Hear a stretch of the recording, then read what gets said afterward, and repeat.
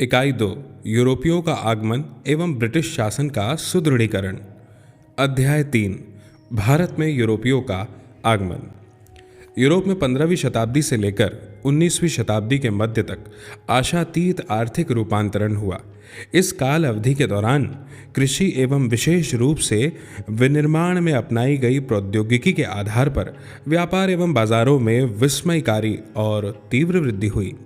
पूंजीवाद सामंती अर्थव्यवस्था एवं समाज को प्रतिस्थापित कर रहा था। हालांकि यूरोप में होने वाले परिवर्तन यहीं तक सीमित नहीं थे।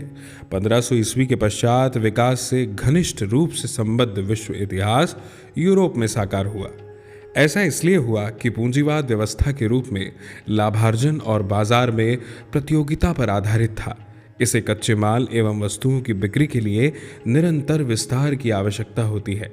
इस प्रकार इसका विस्तार विश्वव्यापी था, जो अन्य प्रकार की अर्थव्यवस्थाओं, समाजों और संस्कृतियों को निगल रहा था। 15वीं शताब्दी में महत्वपूर्ण बदलाव तब शुरू हुए जब यूरोपीय औपनिवेशिक शक्तियां नवीन विकल्पों की खोज में बाहर निकली। इसका यह अर्थ नहीं है कि अन्य मौजूदा संस्कृतियों से उनका पहले संपर्क नहीं था। भारत के ग्रीक यानी यूनान और रोम यानी इटली के साथ क्रिश्चियन युग शुरू होने से पूर्व और पश्चात से ही व्यापारिक संबंध थे। चीन और एशिया के अन्य हिस्सों से संपर्क बेहद प्राचीन थे, जो समस्त मध्य युग तक जारी रहे। मार्को पोलो 1254 से 1324 ईस्वी, जिसने चीन की यात्रा की, के यात्रा वृत्तांतों ने यूरोपियों को बेहद आकर्षित किया। पूर्व की बेशुमार धन संपदा और समृद्धि की कहानियों ने यूरोपियों की लालसा में वृद्धि की। इटली ने लगभग 12वीं शताब्दी से यूरोप के साथ पूर्व के व्यापार पर एकाधिकार प्राप्त कर लिया। दक्षिण पूर्व एशिया और भारत के साथ व्यापार विभिन्न स्थल मार्गों और जल मार्गों से किया गया। एक मार्ग से पूर्वी वस्तुओं को फारस की खाड़ी से होते हुए इराक एवं तुर्क लाया गया। वहां से इन्हें स्थल मार्गों से जेनोआ और वेनिस पहुंचाया जाता था। एक अन्य मार्ग से लाल सागर होते हुए वस्तुओं को मिस्र में अलेक्जेंड्रिया लाया जाता था, लेकिन तब वहां स्वेज नहर नहीं थी, इसलिए अलेक्जेंड्रिया को भूमध्य सागर के माध्यम से इटली के शहरों को जोड़ा गया था। उत्तर मध्यकाल के दौरान विशेषकर इटली में विश्वविद्यालय में पुनर्जागरण संबंधी विचारों का प्रस्फुटन हुआ और 16वीं शताब्दी के दौरान साहित्य और विभिन्न कलाओं में इसकी अभिव्यक्ति स्पष्ट हुई। व्यापारियों, व्यवसायियों और बैंकरों के उदित हो रहे वर्ग से यूरोप के नवीन मध्य वर्ग का निर्माण हुआ। यह वर्ग पुनर्जागरण और सुधार आंदोलन से बेहद प्रभावित हुआ। पुनर्जागरण के उद्गम स्थल इटली में व्यापारी 11वीं-12वीं शताब्दी से यूरोपीय देशों को कलात्मक एवं विलासिता की वस्तुओं की आपूर्ति कर रहे थे, जिससे वे बेहद संपन्न थे। इस प्रकार पूर्वी देशों के साथ इटली का व्यापार में वर्चस्व था और यूरोपीय देशों को सामान की बड़ी आपूर्ति इटली द्वारा की जाती थी। यूरोप के कई देश व्यापार के क्षेत्र में इटली के एकाधिकार को तोड़ना चाहते थे। 15वीं शताब्दी से ही अटलांटिक तट पर बसे देश अफ्रीका होकर पूर्व की ओर जाने का वैकल्पिक मार्ग खोज रहे थे। उल्लेखनीय है कि 15वीं शताब्दी के उत्तरार्ध में विभिन्न केंद्रीयकृत राज्यों और शक्तिशाली नरेशों का अभ्युदय हुआ, जिन्होंने भौगोलिक खोजों को बढ़ावा दिया तथा साथ ही खोजियों को वित्तीय मदद भी मुहैया की। नक्शा बनाने का कार्य तेजी से विकसित हुआ और कपास, खगोलिकी, प्रेक्षणशाला, बारूद इत्यादि जैसी प्रौद्योगिकी उपलब्धियों ने खोजियों की अत्यधिक सहायता की। इस प्रकार पुनर्जागरण का अभ्युदय, कृषि में निवेश कम लाभ वाला सिद्ध होना, कच्चे माल की आवश्यकता, नवीन बाजारों की प्राप्ति एवं विस्तार, पूर्व की धन संपदा का आकर्षण, ईसाई मत के प्रसार की उत्कट इच्छा एवं यूरोप में पुरातन व्यवस्था यानी सामंतवाद के स्थान पर नवीन व्यवस्था यानी पूंजीवाद के स्थापित होने के कारणों ने भारत में यूरोपीय औपनिवेशिक शक्तियों के आगमन का मार्ग प्रशस्त किया। पुर्तगाली भारत के लिए समुद्री मार्ग की खोज एवं पुर्तगालियों का आगमन। यद्यपि 15वीं शताब्दी में भारत में वास्को दा गामा के आगमन से कई शताब्दी पूर्व यूरोपीय यात्री आते रहे थे, लेकिन केप ऑफ गुड होप होकर जब वास्को दा गामा 17 मई 1498 में कालीकट पहुंचा, तो इसने भारतीय इतिहास की दिशा को गहरे रूप से प्रभावित किया। पश्चिमी अमेरिका के विपरीत पूरब में यूरोपीय शक्तियां सीधे औपनिवेशीकरण से शुरुआत नहीं कर सकी। ऐसा करने में उन्हें कुछ समय लगा, लेकिन अपनी विकसित समुद्री शक्ति, तकनीक एवं अस्त्र बारूद इत्यादि के कारण उन्होंने तीव्रता से समुद्री शक्ति के रूप में स्वयं को स्थापित कर लिया और समुद्री व्यापार पर नियंत्रण कायम कर लिया। पुर्तगालियों का स्पष्ट मंतव्य था कि वे इस व्यवसाय करने भारत आए थे, लेकिन उनका छुपा हुआ एजेंडा था ईसाई मत का प्रचार कर भारतीयों को ईसाईयत में परिवर्तित करना और अपने प्रतिस्पर्धियों, विशेष रूप से अरब को बाहर खदेड़कर व्यापक रूप से मुनाफे वाले पूर्वी व्यापार पर एकाधिकार कायम करना। उस समय तक हिंद महासागर के व्यापार पर अरब व्यापारियों का एकाधिकार था। आगामी 15 वर्षों में पुर्तगालियों ने अरब नौपोतों को पूरी तरह नष्ट कर दिया। उन्होंने उनके जहाज़ों को लूटा, उन पर आक्रमण किए, जहाज़ियों को लूटा और अन्य दमनात्मक कार्रवाइयाँ की। पुर्तगालियों की सुदृढ़ स्थिति के परिप्रेक्ष्य में पुर्तगाल के शासक मैनुअल प्रथम ने 1501 में अरब, फारस और भारत के साथ व्यापार का स्वयं को मौलिक घोषित कर दिया। पुर्तगालियों के आगमन के समय भारत में पुर्तगालियों ने जिस समय आगमन किया, उसने पूर्वी व्यापार को हासिल करने में उनकी अत्यधिक मदद की। गुजरात के सिवाय जहां शक्तिशाली महमूद बेगड़ा का शासन था, समस्त उत्तर भारत कई छोटी छोटी शक्तियों के बीच विभाजित था। दक्कन में बहमनी साम्राज्य छोटे छोटे राज्यों में बिखर गया। कोई भी शक्ति ऐसी नहीं थी जिसके पास नौसैनिक शक्ति हो, और न ही उन्होंने अपनी नौसैनिक शक्ति को विकसित करने के बारे में सोचा। सुदूर पूर्व में चीनी शासक की शासकीय डिग्री मात्र चीनी जहाज़ों की नौवहनीय पहुंच तक सीमित थी। जहां तक अरब व्यापारियों और जहाज़ों के मालिक का संबंध है, जिन्होंने पुर्तगालियों के आने से पूर्व तक हिंद महासागर व्यापार पर वर्चस्व कायम किया हुआ था, वे पुर्तगाली संगठन एवं एकता से बराबरी नहीं कर सके। भारत आगमन के अभिप्रेरण। वास्तव में 15वीं शताब्दी में पुर्तगाली वेनिस यानी इटली का एक राज्य की समृद्धि से ईर्ष्या करने लगे और उनके लाभदायी व्यापार में हिस्सा प्राप्त करने के हर संभव प्रयास करने लगे। जैसा कि अरब ने मिस्र पर, पार्शिया पर 7वीं शताब्दी में विजय प्राप्त कर ली, तो यूरोप एवं भारत के मध्य सीधे संचार या संपर्क के मार्ग बंद कर दिए गए। पूरब से वस्तुएं यूरोपीय बाजारों में मुस्लिम मध्यवर्तियों के माध्यम से पहुंचने लगी। वेनिस ने प्राचीन समय से इस व्यापार पर एकाधिकार बनाए रखा और परिणाम स्वरूप बेपनाह धन संपदा एवं प्रभाव अर्जित किया।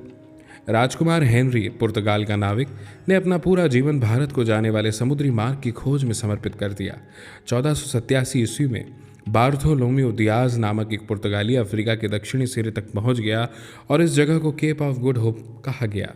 यद्यपि वह 1488 में लिस्बन लौट आया और इसके लगभग 10 वर्ष के अंतराल पर 1498 में वास्को दा गामा भारत पहुंचा। वास्को दा गामा की लिस्बन में विजयी वापसी कर पुर्तगाल के सम्राट ने पेड्रो अल्वारेस केब्रेल, जो ब्राज़ील का खोजी है, के नेतृत्व में बार्थोलोम्पो डियाज के साथ 13 जहाज़ों और 1200 लोगों का एक अधिक बड़ा बेड़ा भेजा। लेकिन केब्रेल को कालीकट में जमोरीन को परास्त करने के लिए अरबों से युद्ध करना पड़ा। केब्रेल ने कोचीन और कैन्नौर में व्यापार सुरक्षित करने हेतु कालीकट छोड़ दिया। वह काफ़ी बड़े मुनाफे के साथ लिस्बन लौटा। पुर्तगाली एवं जमोरीन। वास्को दा गामा अक्टूबर 1502 में कालीकट आया। व्यापार और विजय हेतु उसके नेतृत्व में एक बड़ा सुसज्जित बेड़ा भेजा गया। जमोरीन से उसके संबंध मित्रतापूर्ण नहीं थे। पूर्वी समुद्र में विशिष्ट वाणिज्यिक प्रभुता हासिल करने की अपनी महत्वाकांक्षा के चलते पुर्तगालियों ने अन्य देशों, विशेष रूप से अरब व्यापारियों को व्यापार के लाभों से वंचित करना शुरू कर दिया और यहाँ तक कि उनका उत्पीड़न किया। पुर्तगाली एशिया के महत्वपूर्ण व्यापारिक स्थलों या अड्डों विक्टोरिया पर कब्जा स्थापित करके अपनी नौसेना की वर्चस्वता को कायम रखना चाहते थे और उसका विकास करने के लिए कटिबद्ध थे। विक्टोरिया ऐसे व्यापारिक स्थल या अड्डे होते थे जहां से नौसैनिक बेड़ों को सहायता प्रदान की जाती थी। पुर्तगालियों ने अपने पार समुद्रीय विस्तार के लिए विशेष रूप से अफ्रीकी तट पर इस प्रकार के अड्डों का इस्तेमाल किया। कुछ ही दिनों में उन्हें आभास हुआ कि भारत में इन अड्डों पर कब्जा करना आसान नहीं होगा और इसके लिए उन्हें संघर्ष करना पड़ेगा।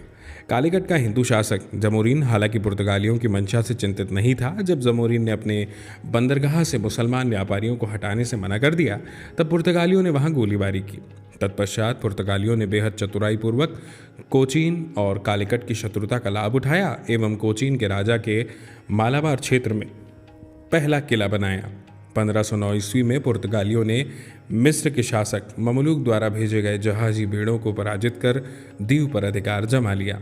उन्होंने 1510 में गोवा पर अधिकार किया और उसे अपना प्रशासनिक केंद्र बनाया। स्पेनिश सम्राट चार्ल्स पंचम द्वारा हिंद महासागर में अपने हितों को छोड़ने और सुदूर पूर्व में फिलीपींस तक अपने को सीमित रखने की घोषणा के पश्चात पुर्तगाली पूर्वी समुद्री क्षेत्र के एक छत्र बादशाह हो गए और जिसे एस्तादो द इंडिया के नाम से जाना गया। भारत में पुर्तगाली साम्राज्य का सूत्रपात। पुर्तगाली भारत का एक नया इतिहास वर्ष 1505 में प्रारंभ हुआ, जब पुर्तगाल के सम्राट ने 3 वर्षों के लिए भारत में एक गवर्नर नियुक्त किया और उसे पुर्तगाली हितों की रक्षा हेतु पर्याप्त सुविधा एवं बल प्रदान किया गया। फ्रांसिस्को डी अल्मेडा नवनियुक्त गवर्नर को भारत में पुर्तगाली स्थिति को सुदृढ़ करने को कहा गया और अदन, आरमुज और मलक्का को जब्त करके मुस्लिम व्यापार बर्बाद करने का निर्देश दिया गया।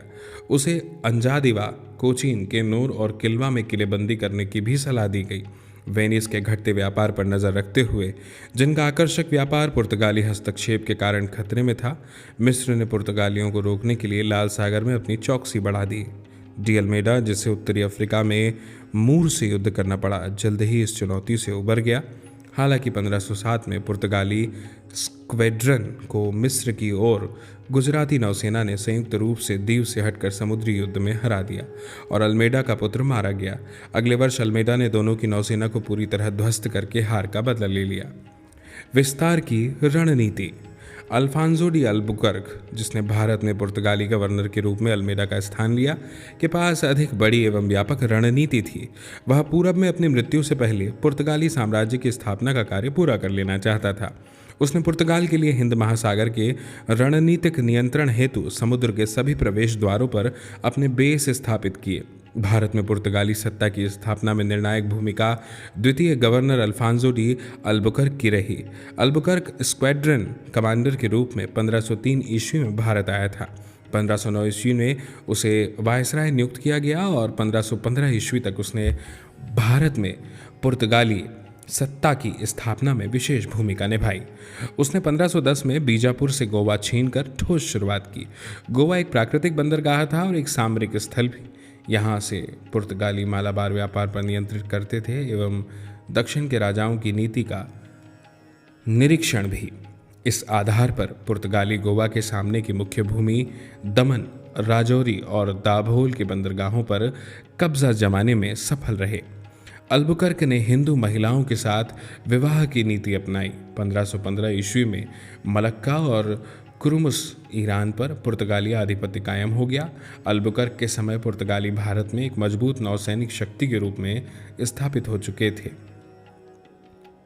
गोवा पर कब्जा। 1510 में अल्बुकर्क ने गोवा पर आसानी से कब्जा कर लिया, जो बीजापुर के सुल्तान का प्रमुख पत्तन था। यह अलेक्जेंडर के बाद पहला भारतीय क्षेत्र था जो यूरोपियों के अधीन आया। मलक्का पर 1511 ईस्वी में ही पुर्तगाली प्रभुत्व कायम हो चुका था। लाल सागर के मुहाने पर स्थित सोकोत्रा द्वीप, सुमात्रा के सचिन दुर्ग, श्रीलंका के कोलंबो इत्यादि में नए किले स्थापित किए गए। जावा, थाईलैंड, पेगू इत्यादि से भी संपर्क स्थापित किए गए और 1518 ईस्वी से पुर्तगालियों ने चीन के संचाओ द्वीप पर बस्ती बसानी शुरू की। पुर्तगालियों ने पश्चिमी भारत के विभिन्न क्षेत्रों पर अपना आधिपत्य स्थापित किया। 1531 में चाउल, 1532 में दीव, 1534 ईस्वी में सॉलसेट और बेसिन, 1536 ईस्वी में क्रैगानोर तथा मैंगलोर, होनावर, भटकल, कैन्नौर, क्विलोन, भावनगर इत्यादि क्षेत्रों में अपना कब्जा जमाकर इनमें से कुछ क्षेत्रों में अपने कारखाने खोले। उन्होंने कारखानों का दुर्गीकरण आरंभ कर दिया। कारखानों का सर्वोच्च अधिकारी पुर्तगाली सम्राट द्वारा नियुक्त होता था। पुर्तगालियों का व्यापार पर प्रभुत्व। पुर्तगालियों ने पूर्वी तट के साथ सीधा संपर्क स्थापित करने का प्रयास किया। कोरोमंडल तट पर स्थित मसूलीपट्टम, पुलिकट इत्यादि शहरों से वे वस्त्रादि वस्तुएं इकट्ठा करते थे।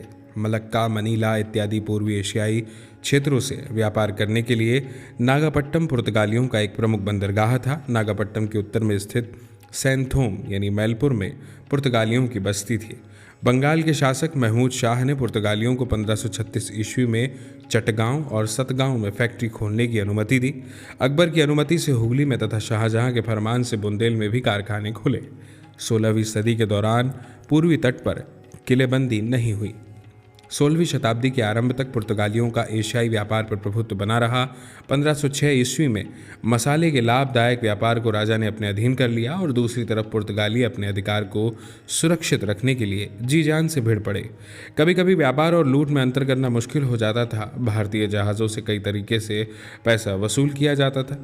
इनमें प्रमुख थी कार्टेज व्यवस्था। इस व्यवस्था के तहत भारतीय जहाज़ों के कप्तानों को गोवा के वायसराय से लाइसेंस या पास लेना पड़ता था, जिससे पुर्तगाली भारतीय जहाज़ों पर हमला नहीं करते थे, अन्यथा उसे लूट लेते थे। पुर्तगालियों के समुद्र पर वर्चस्व रहने का महत्वपूर्ण कारण था कि मुगल शासकों ने कभी भी मजबूत नौसेना तैयार करने का प्रयत्न नहीं किया तथा सुदूर दक्षिण में मुगलों का प्रत्यक्ष नियंत्रण नहीं था। पुर्तगालियों के पास ऐसी कोई वस्तु नहीं थी जिससे वस्तु विनिमय द्वारा व्यापार हो, इसलिए पूर्व की वस्तुओं के लिए वे पश्चिम से सोना, चांदी और अन्य बहुमूल्य रत्न लाया करते थे। मालाबार और कोंकण तट से सबसे ज़्यादा काली मिर्च का निर्यात होता था। मालाबार से अदरक, दालचीनी, हरड़, चंदन, हल्दी, नील इत्यादि निर्यात किए जाते थे। उत्तर पश्चिमी भारत से टाफ्टा, एक प्रकार का कपड़ा, चिंट्स इत्यादि पुर्तगाली ले जाते थे। जटामांसी बंगाल से लाया जाता था। दक्षिण पूर्व एशिया से लाख, लौंग, कस्तूरी इत्यादि इकट्ठा किए जाते थे।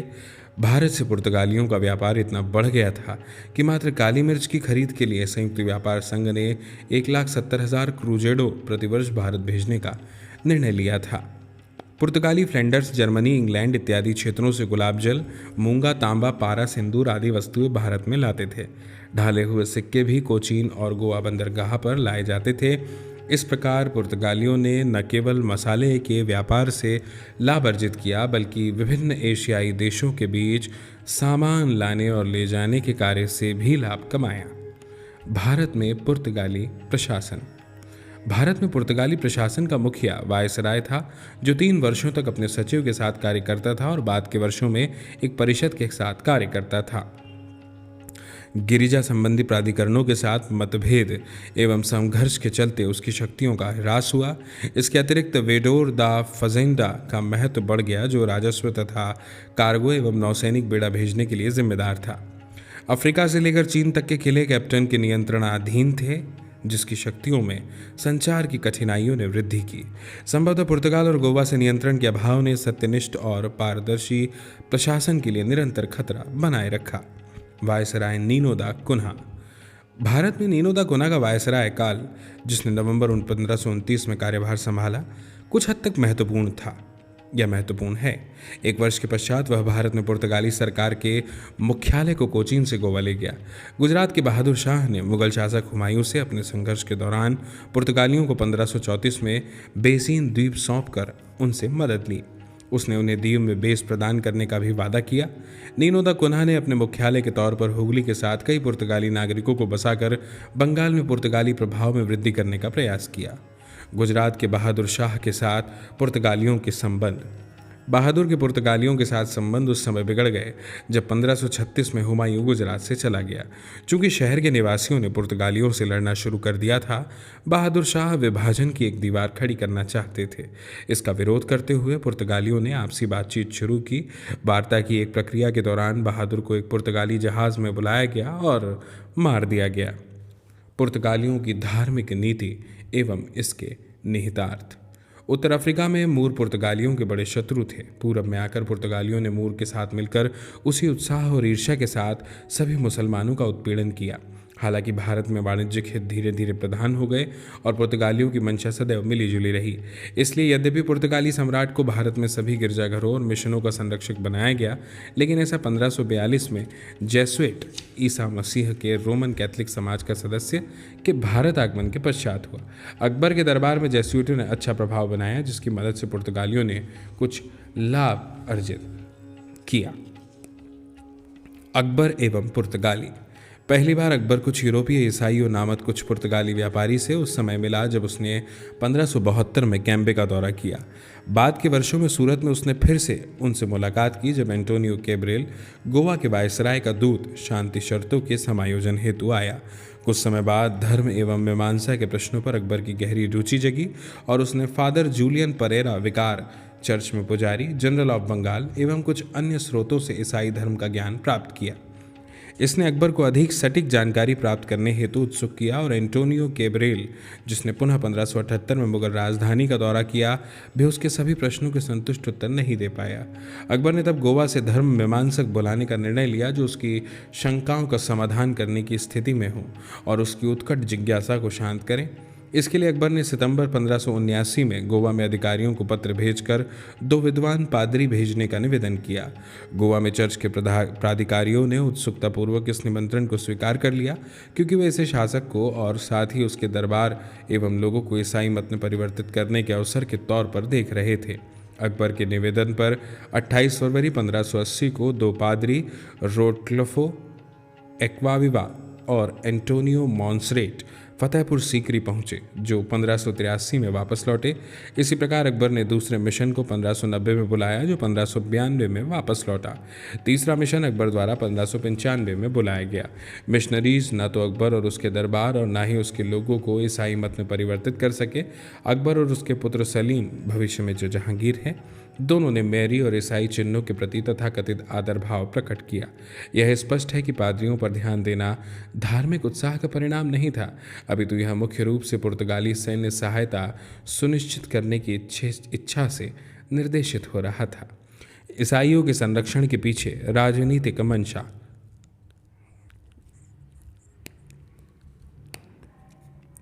जबकि अकबर अपनी परेशानियों से उबरने के लिए पुर्तगाली बंदूकों को उधार लेने पर विचार कर रहा था, उसका बेटा राजकुमार सलीम अकबर के विरुद्ध विद्रोह पर ध्यान दे रहा था और इस उद्देश्य के लिए पुर्तगाली सेना की मदद प्राप्त करने की योजना बना रहा था। ईसाई धर्म उनके लिए महत्वपूर्ण नहीं था।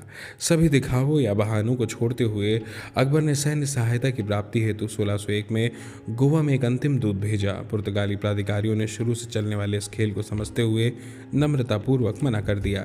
जेसुइट ने अपनी तरफ से मिशनरी उत्साह के साथ देशभक्ति की राजनीति की और यथासंभव लाभ प्राप्त करने का प्रयास किया। पुर्तगालियों या स्पेन वासियों, जैसा कि पुर्तगाल उस समय स्पेन से जुड़ा था, के अनाधिकारिक एजेंट के तौर पर काम करते हुए जेसुइट ने मुगल दरबार में महत्वपूर्ण प्रभाव का उपयोग किया। जहांगीर और पुर्तगाली। राजकुमार सलीम जहांगीर के रूप में सिंहासन ग्रहण करने पर ने जेसुइट फादर्स की इस प्रकार उपेक्षा करके, जैसे वह कभी उन्हें जानता ही नहीं है, मुसलमानों को शांत किया। धीरे धीरे हालांकि जेसुइट से उसका अस्थायी अलगाव दूर हो गया और 1606 में उसने फिर से उन्हें समर्थन देना शुरू किया। लाहौर में एक भव्य एवं विशाल चर्च को कॉलेजियम या पादरी आवास के साथ बनाए रखने की उन्हें अनुमति दी गई। 1608 में आगरा में 20 दीक्षा स्थान बपतिस्मा आयोजित किए गए और पादरियों को पुर्तगाल जितनी ही कार्य की स्वतंत्रता दी गई। गलियों एवं सड़क मार्गों पर पूरे कैथोलिक रीति रिवाजों के साथ चर्च के जुलूसों को निकालने की अनुमति दी गई और चर्च के खर्चों और धर्मांतरित लोगों की सहायता के लिए खजाने से नकद सहायता दी गई। जहांगीर का व्यवहार इस प्रकार था कि जेसुइट पादरी उसे ईसाई मत में लाने के प्रति आशावान हो उठे। उसने ओल्ड एवं न्यू टेस्टामेंट तथा संतों के जीवन के लिए गए धार्मिक विषयों के चित्रों के प्रति असाधारण रुचि दिखाई। आगरा में उसका सिंहासन बपतिस्मा दाता जॉन और अन्य संतों की पेंटिंग से घिरा था। यह अफवाह थी कि जहांगीर ईसाई बन गया और उसे पादरियों के पास यह विश्वास करने के पर्याप्त कारण थे कि वे वास्तव में उसे ईसाई बनाने में सफल होंगे। अंग्रेजों के प्रति शत्रुता। मुकारब खान, जो एक अच्छा खिलाड़ी और जहांगीर का घनिष्ठ मित्र था, को जहांगीर के दूत के तौर पर पुर्तगाली वायसराय से मिलने के लिए एक लंबा इंतजार करना पड़ा। जब वह अप्रैल 1608 में गोवा पहुंचा, वह अपना परिचय पत्र प्रस्तुत नहीं कर सका। जैसा कि पदस्थ वायसराय पुर्तगाल से नहीं आया था, वस्तुतः वह कभी नहीं आया और गोवा में डॉन मेंडोसा ने 1609 में पदभार संभाला। उससे पूर्व सन 1608 में कैप्टन विलियम हॉकिंस सूरत में आ गया। वह अपने साथ भारत में व्यापार की अनुमति हेतु इंग्लैंड के सम्राट जेम्स प्रथम का जहांगीर के नाम पर प्रार्थना पत्र लाया। कैप्टन हॉकिंस की यात्रा। फादर पिनहेरो और पुर्तगाली अधिकारियों ने मुगल दरबार में हॉकिंस को पहुंचने से रोकने के लिए भरसक प्रयत्न किया, लेकिन सफल नहीं हुए। जहांगीर ने हॉकिंस द्वारा लाए गए उपहारों, जिनकी कीमत 25,000 सोने के सिक्कों के समान थी, को स्वीकार किया और हॉकिंस का बेहद आत्मीय स्वागत किया। जैसा कि हॉकिंस तुर्की भाषा अच्छी प्रकार जानता था, उसने उस भाषा में जहांगीर के साथ प्रत्यक्ष संवाद किया। हॉकिंस से खुश होकर जहांगीर ने उसे 30,000 के वेतन पर 400 का मनसबदार नियुक्त किया। हॉकिंस ने आर्मेनियन ईसाई मुबारक शाह की बेटी से विवाह भी किया। मुगल एवं पुर्तगालियों के आपसी संबंधों में सुलझाव। हॉकिंस एवं अन्य अंग्रेजी लोगों को बड़ी व्यापार सुविधाएं प्रदान करने को गोवा के वायसराय डॉन मेंडोसा ने पुर्तगालियों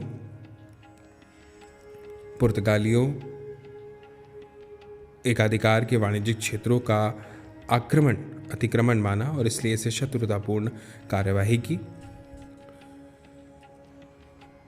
भारत में पुर्तगालियों की जहांगीर के साथ युद्ध की स्थिति को देखते हुए मेंडोसा ने मुगल दूत मुबारक खान से मिलने से मना कर दिया। उतावलेपन में उठाए गए इस कदम ने पुर्तगाली व्यापारियों एवं उनके व्यापार को बेहद प्रभावित किया और जहांगीर ने पुर्तगालियों को दी जाने वाली छूटों पर रोक लगा दी। तब मेंडोसा ने फादर पिनहेरो को औपचारिक आधार पर मुकारब खान से शांति स्थापित करने हेतु बातचीत करने को कहा।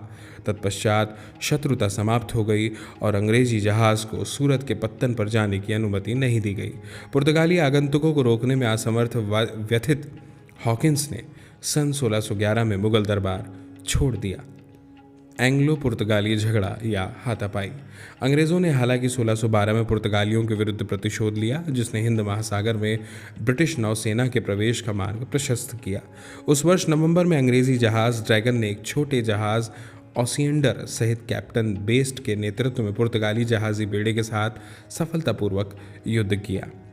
जहांगीर, जिसके पास अच्छी नौसेना नहीं थी, अंग्रेज़ों की सफलता से बेहद प्रभावित हुआ। पुर्तगालियों ने अपना बचकानी हरकतों से जहांगीर को अप्रसन्न कर दिया। वीए स्मिथ के अनुसार पुर्तगालियों ने मुगल सरकार की नौसैनिक कमजोरी के चलते 4 इंपीरियल जहाज़ों को जब्त कर लिया और कई मुसलमानों को बंदी बना लिया और सामान को लूट लिया। जहांगीर की मां की इस सामान में गहरी रुचि थी और उससे करोड़ रुपए की चपत लगी थी। गुस्साए जहांगीर ने मुकारब खान को, जो उस समय सूरत का प्रभारी था, को क्षतिपूर्ति वसूलने का आदेश दिया। जहांगीर, शाहजहां एवं पुर्तगाली। यहाँ शाहजहां का शासनकाल था, हालांकि जिसमें मुगल दरबार में पुर्तगालियों को मिलने वाले लाभों का हमेशा के लिए अंत हो गया और साथ ही इस आशा ने भी दम तोड़ दिया कि वे शाही परिवार और मुगल भारत के लोगों का ईसाई मत में धर्मांतरण करा पाएंगे, जिसका पल्लवन अकबर और जहांगीर द्वारा किया गया था। शाहजहां द्वारा राजगद्दी संभालने से पूर्व ही उसे पुर्तगालियों के दुर्व्यवहार की जानकारी थी, जब उन्होंने रानी मुमताज महल की 2 दासियों को बंदी बनाकर उनका अपमान किया। पुर्तगालियों की गतिविधियां।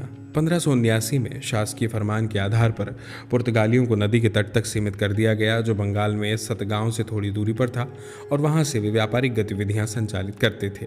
विभिन्न वर्षों के दौरान उन्होंने बड़े भवनों के निर्माण द्वारा अपनी स्थिति मजबूत कर ली, जिसने उनके व्यापार को सतगांव के नए पत्तन हुगली की ओर प्रवासित किया। उन्होंने नमक के उत्पादन पर एकाधिकार कर लिया, स्वयं का एक कस्टम हाउस निर्मित किया और तंबाकू पर सख्ती से कर आरोपित करना शुरू कर दिया, जो 17वीं शताब्दी में भारतीय उपमहाद्वीप में आने के पश्चात व्यापार की एक प्रमुख वस्तु बन गया। ऐसे कृत्यों से उन्हें प्रांतीय कस्टम राजस्व के संग्रहण में भारी नुकसान उठाना पड़ा। अहंकारी घमंडी पुर्तगालियों ने न केवल व्यापार के रूप में धनार्जन किया, अपितु हिंदू और मुस्लिम बच्चों को खरीद कर या बंदी बनाकर क्रूर दास व्यापार भी शुरू किया। हुगली पर अधिकार। 24 जून 1632 को हुगली पर पुर्तगालियों के कब्जे को 3 महीने पश्चात समाप्त कर दिया गया। गंगा के किनारे खुले मैदान में स्थित हुगली सभी तरफ से खुला था। यहाँ किला नहीं था, न तो दीवार थी और न ही परकोटा, मात्र कीचड़ का एक तटबंध पुष्टा था जो ज्यादा महत्व का नहीं था। बारूद एवं नौवहन में पुर्तगाली कौशल से भयभीत कासिम खान को 1.5 लाख की सेना के साथ पुर्तगाली बस्ती पर हमला करने को कहा गया। ठीक 3 महीने तक यानी 24 सितंबर तक सैन्य दुर्ग के 300 पुर्तगाली और 600 निवासी ईसाई सैनिक सामना करते रहे, जिसके पश्चात वह भाग खड़े हुए। अधिकतर जहाज खो गए, लेकिन कुछ किसी प्रकार सागर द्वीप तक पहुंचने में कामयाब हो गए, लेकिन वहां व्याप्त महामारी से अधिकतर जिंदा बचे लोग मारे गए।